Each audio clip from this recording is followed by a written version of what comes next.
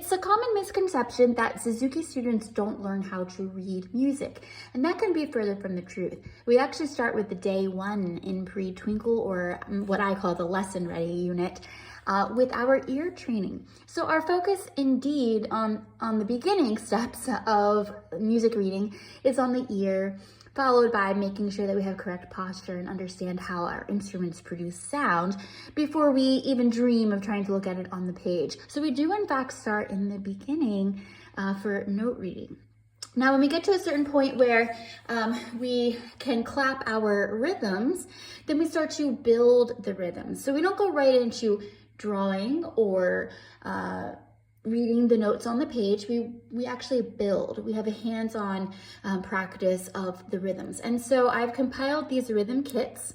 So I have one for each student, and it's in these like photo boxes, and I have a bigger box that I contain them all in, but I have one for each student. And in our small group classes is where we focus a lot more on our note reading. They're kind of like semi-note reading and music theory classes in the small group classes.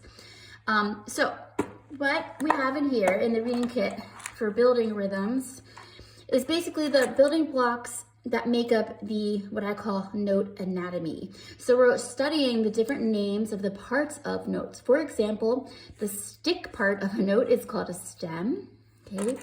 And I have several here. Okay. So we use these plastic popsicle sticks as the stems of a note. And then we talk about beams, okay? And then we have these little plastic circles that become the note head.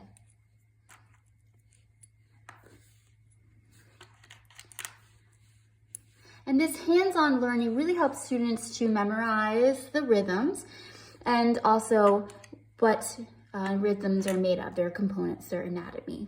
And it's just a fun activity, which means that they remember it better, okay? So as you can see here, I'm building our famous taka taka stop stop rhythm, our twinkle A variation, okay? So not only do we build these notes, but we also talk about how to count them, and we clap them and play them. So when we're actually talking about the time signature and the beat, I have these little tiny hearts that indicate where the big beats are in the measure. We have our 1E and a 2 and, okay? We also have other components like these little zigzags, looks like lightning bolts that we use in place of our rest. We have these little open circles that can be used to change something into a half note, or it can be left alone to signify our whole note. We also have pipe cleaners that can function as a tie, okay? What else do I have in here? And we have these little tiny pom-poms that can function as dots to go on the side of a note to make them longer. So we do in fact teach note reading from the very beginning stages.